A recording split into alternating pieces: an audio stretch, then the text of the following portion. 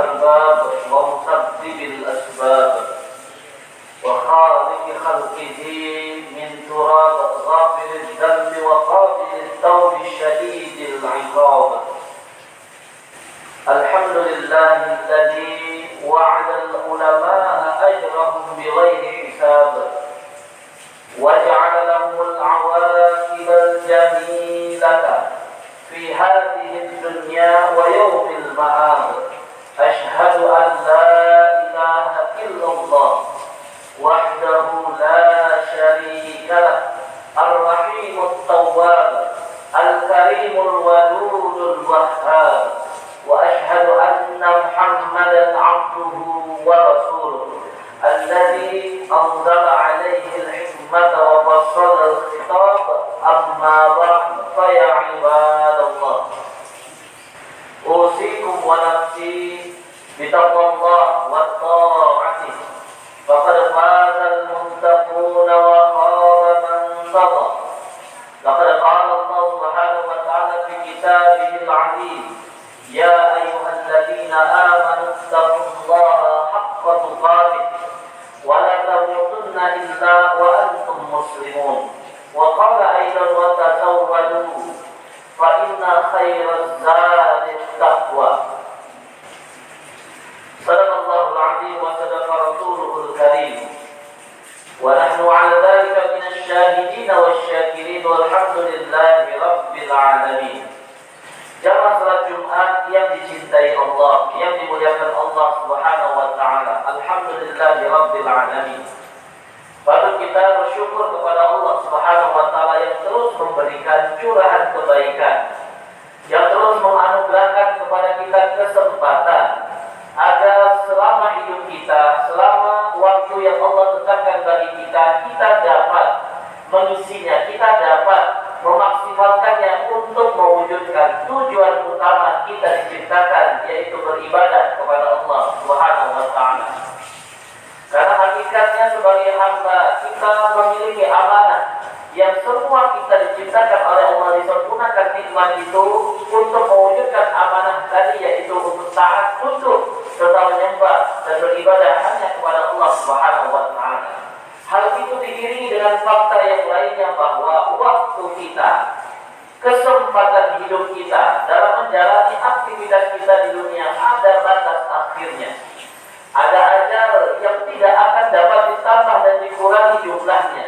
Ada kematian yang bahkan Allah telah tetapkan sebagai satu-satunya kepastian, satu-satunya yang pasti berlaku bagi kita di masa yang akan datang. Sehingga di dalam Al-Quran menggunakan istilah al-yamin. Lalu yang selanjutnya kita semua mengimani bahwa ada hari di mana semua kita tanpa terkecuali akan dibangkitkan dan akan dimintai pertanggungjawaban. Pada hari di mana tidak ada yang dapat berlaku kecuali atas izin dan kehendak dari Allah Subhanahu wa taala yang Maha Adil. Jika hal itu menjadi bagian dari fakta kehidupan kita dan bagian dari hal yang harus kita imani dan harus kita upayakan pada akhirnya, maka nikmat yang paling berharga, nikmat yang terbaik yang kita miliki, nikmat yang terbaik yang Allah anugerahkan untuk kita adalah nikmatul imani wal Islam, nikmat iman dan Islam. Karena iman inilah yang hakikatnya membuat duduk kita, berbaring kita, berdiri kita, aktivitas kita, interaksi kita dengan sesama, interaksi kita dengan rekan-rekan kerja, interaksi kita dengan keluarga, interaksi kita dengan tetangga. Semua itu dapat bernilai ibadah, semua itu dapat bernilai ketaatan jika landasannya adalah keimanan. Tapi tanpa keimanan justru sebaliknya, salat yang kita lakukan, sujud yang kita laksanakan, zikir kita, tilawah kita, sedekah kita, wakaf kita, puasa bahkan haji dan umrah kita tanpa keimanan, maka hal itu hanya membuat kita merasa sudah menunaikan, membuat kita merasa sudah melaksanakan, membuat kita merasa sudah menyelesaikan tanggung jawab, tetapi ternyata tanpa iman hal itu tidak diterima, hal itu tidak mendapatkan balasan, hal itu tidak diberikan kebaikan oleh Allah Subhanahu wa taala, yang kebaikan Allah tidak ada batasnya, yang rahmat Allah meliputi segala sesuatu adanya. Tetapi tanpa beriman, bahkan hal itu hanya membuat kita termasuk orang-orang al-khusr, termasuk golongan orang-orang yang berbuat, yang beramal tanpa keimanan, sehingga tidak mendapatkan balasan kebaikan dari Allah Subhanahu wa Ta'ala.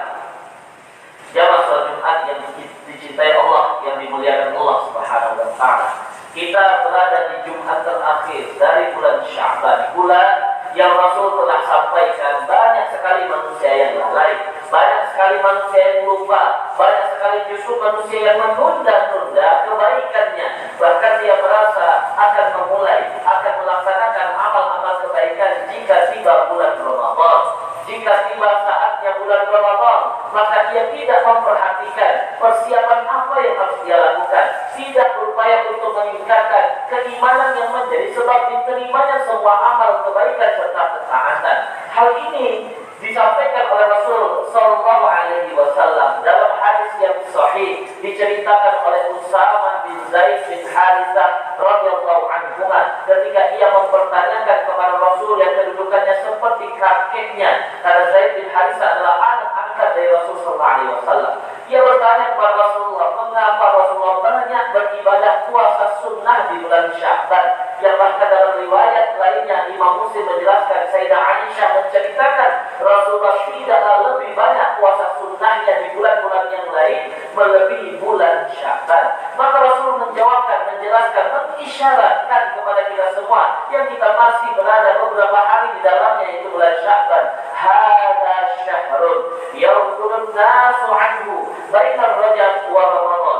Ini bulan, yaitu bulan Sya'ban. Banyak manusia yang lalai, banyak manusia yang tidak paham, banyak manusia yang menunda-nunda, bahkan berleha-leha di dalamnya, karena ia terletak antara bulan Rajab dan bulan Ramadan. Ditunda. Ketika itu kebaikannya hanya ingin dilakukan ketika mulai tiba bulan Ramadan.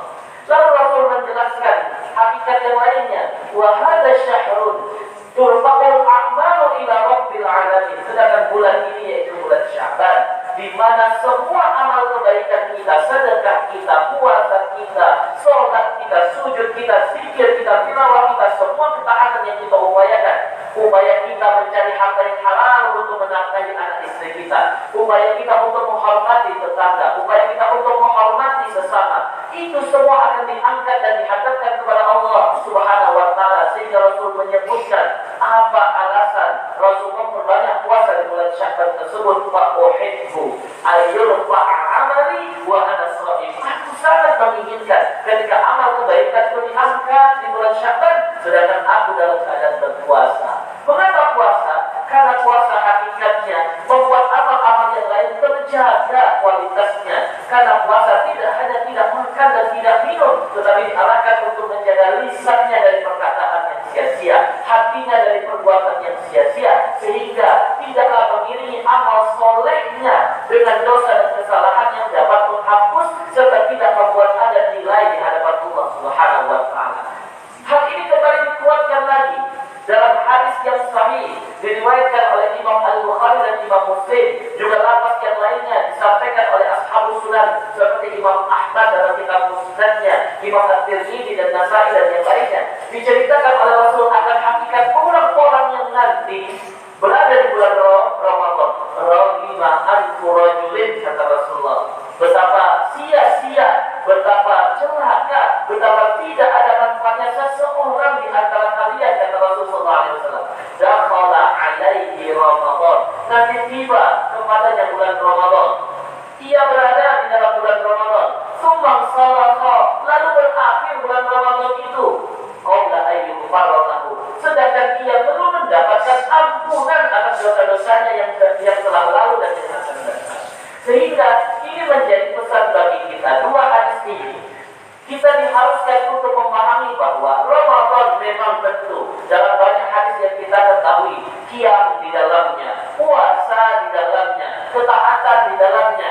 Sebagaimana hadis Rasul mengatakan, man shoma Ramadan, man qama Ramadan, man qama Lailatul Qadar, barang siapa yang puasa di bulan Ramadan, barang siapa yang qiyam di bulan Ramadan, barang siapa yang qiyam bertepatan dengan malam Lailatul Qadar, tentunya di bulan Ramadan, maka akhir dari hadis tersebut menjelaskan apa yang akan dia dapatkan. Ghufira lahu ma taqaddama min dzambi, diampuni dosa-dosanya yang telah lalu.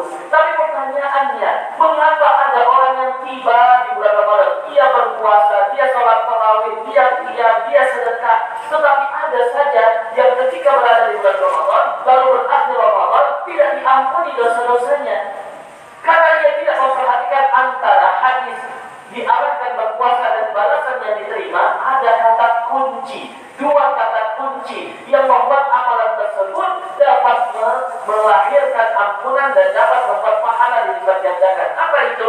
Imanan wahtisaban. Ini yang terkadang membuat kita lalai dan lupa bahwa sebelum tiba bulan Ramadan seharusnya kita menyiapkan diri, memaksimalkan waktu di bulan Syaban, sehingga ketika tiba bulan Ramadan kita tidak hanya seakan menjalani rutinitas waktu yang datang lalu berlalu, tetapi kita juga dapat memaksimalkannya dengan keimanan dan keikhlasan sehingga mendapatkan jaminan ampunan dosa. Dan saat berakhirnya bulan Ramadan tidak termasuk orang yang sia-sia. Lalu pertanyaannya, di sisa-sisa akhir dari bulan Syaban, apa yang harus kita lakukan sehingga harapannya tibanya bulan Ramadan nanti sedikit banyaknya kita sudah ada persiapan, sudah ada usaha untuk membuat amal ibadah kita diterima di sisi Allah Subhanahu wa Ta'ala. Ada dua hal pada kesempatan ini yang dapat kita maksimalkan. Yang pertama, upayakan melaksanakan amal-amal soleh, upayakan memaksimalkan ibadah-ibadah sunnah. Tentu ibadah wajib tidak boleh ditinggalkan, tapi ibadah sunnah hakikatnya bukanlah pilihan untuk saat ini, tetapi itu adalah bagian dari karunia Allah untuk menutupi kekurangan-kekurangan kita dalam melaksanakan ibadah wajib. Karena terkadang melakukan ibadah wajib sulit untuk khusyuk di dalamnya, sulit untuk ikhlas di dalamnya, maka disempurnakanlah segala kekurangan tersebut dengan melaksanakan ibadah-ibadah sunnah sebagaimana yang dicontohkan oleh Rasulullah Sallallahu Alaihi Wasallam. Karena pentingnya keimanan itu sendiri sebagai landasan dari ketaatan yang akan kita maksimalkan di bulan Ramadan. Sedangkan sebaik-baiknya ibadah adalah amal yang diterima, ibadah yang Allah perkenankan, ibadah yang Allah muliakan, dan Allah tidak akan menerima amalan seorang hamba yang keimanannya bukan sebagai landasan dari setiap ketaatan yang dia lakukan.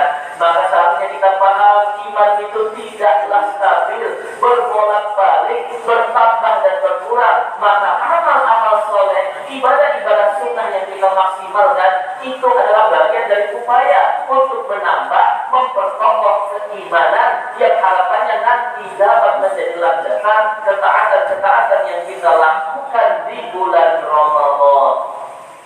Jamaah salat Jumat yang dicintai Allah, itulah hakikatnya mengapa dikatakan oleh para ulama al-iman yazidu wa yanqus.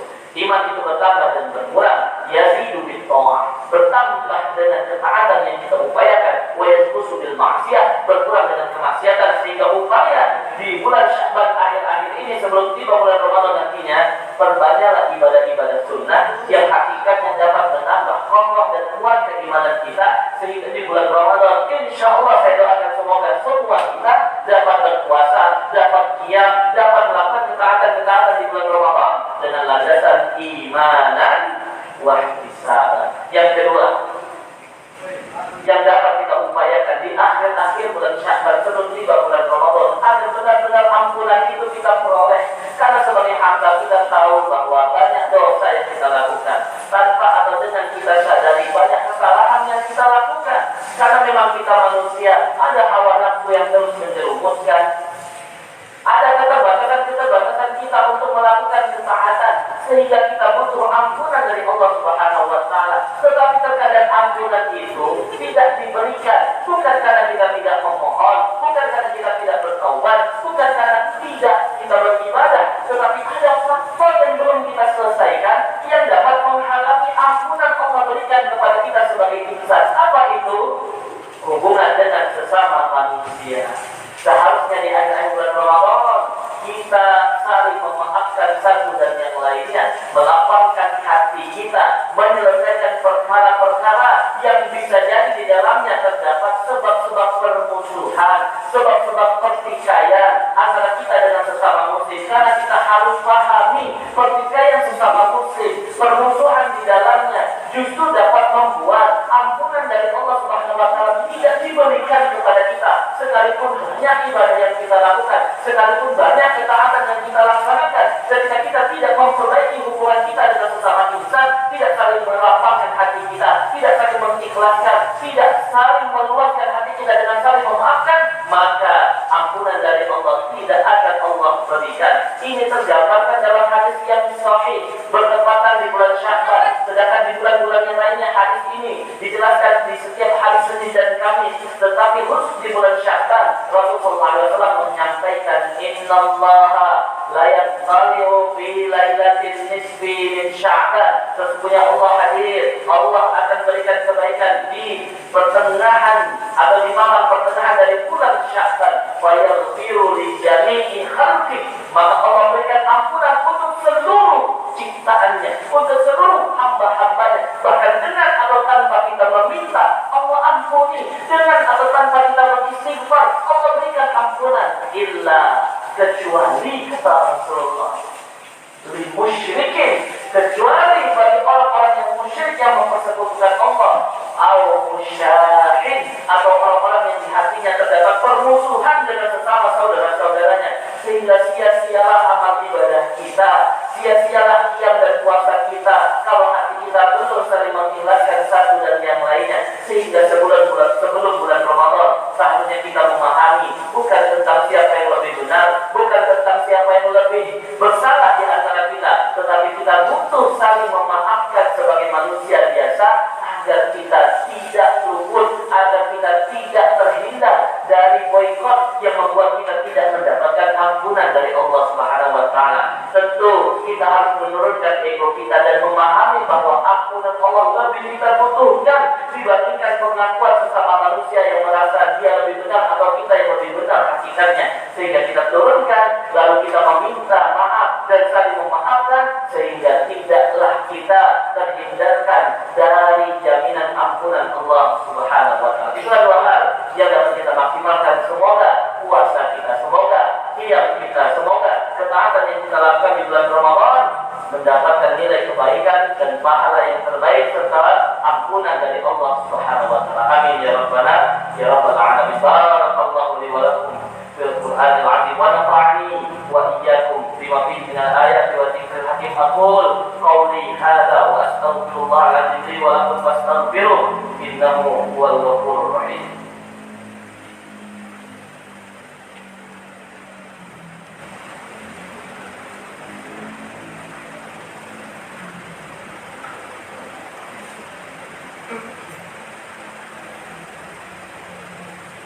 Alhamdulillahi Rabbil Alamin, wa bihi nasta'in ala umuri dunya waddin, wassalatu wassalam ala habibina wa syafi'ina wa maulana Muhammadin. Ashhadu an la ilaha illallah wahdahu la syarika lah, iyyahu na'budu wa iyyahu nasta'in, wa nashhadu anna Muhammadan abduhu wa rasuluh al-mab'uts rahmatan lil alamin. Allahumma shalli wa sallim ala habibina wa syafi'ina wa maulana Muhammadin wa ala alihi wa ashabihi wa atba'ihi ila yaumiddin, amma ba'd. Fa ya ibadallah ittaqullaha haqqa tuqatih wa la tamutunna illa wa antum muslimun. Laqad qala Allah Subhanahu wa ta'ala fi kitabihil 'azim, ya ayyuhalladzina amanu ittaqullaha haqqa tuqatih wa la tamutunna illa wa antum muslimun. Wa laqad amarna Allah Subhanahu wa ta'ala bis salati wassalam ala rasulih Muhammad sallallahu alaihi wasallam, haitsu qala fi kitabihi innallaha wa malaikatahu yusholluna 'alan nabi ya ayyuhalladzina amanu sallu alaihi wa sallimu taslima. Allahumma salli ala sayyidina Muhammad wa ala ali sayyidina Muhammad. Allahumma ighfir lil muslimina wal muslimat wal mu'minina wal mu'minat al ahya'i minhum wal amwat, innaka sami'un qaribun mujibud da'wat ya qadiyal hajat, innaka ala kulli syai'in qadir. Allahumma inna nas'aluka salamatan fid din wa 'afiyatan fil jasad wa ziyadatan fil 'ilm wa barakatan fil rizq wa tawbatan qabla al-maut wa rahmatan 'inda al-maut wa maghfiratan ba'da al-maut. Allahumma hawwin 'alaina fi sakaratil maut wan najata minan nar wal 'afwa عند الحساب. اللهم إنا نسألك الهدى والتقى والعفاف والغنى. اللهم إنا نسألك العفو والعافية. اللهم إنا نسألك تمام العافية. اللهم إنا نسألك حسن الخاتمة. اللهم توفنا وأنت راض عنا يا الله يا ربنا يا رب العالمين. ربنا تقبل منا إنك أنت السميع العليم وتب علينا إنك أنت التواب الرحيم. ربنا آتنا في الدنيا حسنة وفي الآخرة حسنة وقنا عذاب النار. سبحان ربك رب العزة عما يصفون وسلام على المرسلين والحمد لله رب العالمين. عباد الله إن الله يأمر بالعدل والإحسان وإيتاء ذي القربى وينهى عن الفحشاء والمنكر والبغي يعظكم لعلكم تذكرون. فاذكروا الله العظيم يذكركم واسألوه من فضله يؤتكم ولذكر الله أكبر. أقيموا الصلاة.